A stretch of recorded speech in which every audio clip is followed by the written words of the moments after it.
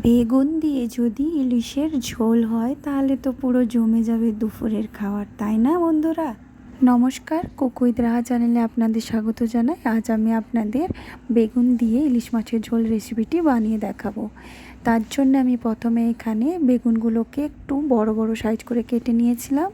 এরপর মাছটাকে ভালো করে ধুয়ে তার মধ্যে হলুদ গুঁড়ো 1 চামচ, লবণ 1 চামচ আর সরিষার তেল দিয়ে ভালো করে মাখিয়ে নিয়েছি। এরপর কড়াই গরম করে তার মধ্যে সরিষার তেল দিয়ে দিলাম। সরিষার তেলটা গরম হয়ে এসেছে।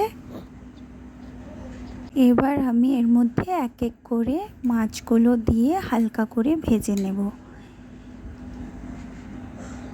মাছের এক পিঠ ভাজা হয়ে গিয়েছে, এবার আমি আরেক পিঠ উল্টে দিচ্ছি, দিয়ে আলতো ভেজে এগুলোকে তুলে নিচ্ছি।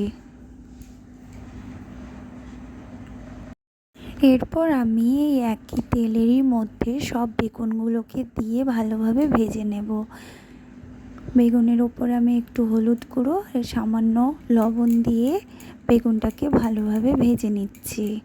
বেগুনগুলো ভাজা হয়ে গিয়েছে, আমি এগুলোকে তুলে রাখলাম। এরপর আমি একটা পেস্ট বানিয়ে নিচ্ছি। এর মধ্যে 1 চামচ লঙ্কা গুঁড়ো, 1 চামচ লবণ, 1 চামচ হলুদ গুঁড়ো দিয়ে এর মধ্যে জল দিয়ে আমি পেস্টটা বানিয়ে নিলাম। এরপর তেলের ওপর আমি কালো জিরে দিয়ে দিলাম, কাঁচা লঙ্কা দিয়ে দিয়েছি। দেওয়ার পরে আমি ওই পেস্টটা দিয়ে দিলাম, দিয়ে আমি কিছুক্ষণ কষিয়ে নেব যাতে মশলাটা ভালোভাবে কষানো হয়ে যায়। মশলাটা ভালোভাবে কষানো হয়ে গিয়েছে, এরপর আমি এর মধ্যে জল দিয়ে দিয়েছি। জলটা ফুটে উঠেছে, এবার আমি এর মধ্যে সব মাছগুলো দিয়ে দিয়েছি। এরপর বেগুনগুলোও সব দিয়ে দিলাম, দিয়ে আমি ফুটিয়ে নেব। এটা আমি বেশি গাঢ় করব না, এটা পাতলা ঝোল করব, তাহলে খেতে বেশি ভালো। আর একটা জিনিস সবসময় মাথায় রাখবেন, ইলিশ মাছে বেশি মশলা দিয়ে করলে খেতে অত টেস্ট হয় না, এতে হালকা মশলাতেই বেশি টেস্ট হয়।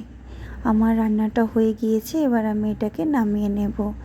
আপনাদের যদি আমার এই ভিডিওটি ভালো লেগে থাকে তাহলে অবশ্যই আমার চ্যানেলটি সাবস্ক্রাইব করে দেবেন, আর কেমন লাগলো তা জানাবেন। আবার দেখা হবে নতুন রেসিপি নিয়ে। ভালো থাকবেন, সুস্থ থাকবেন।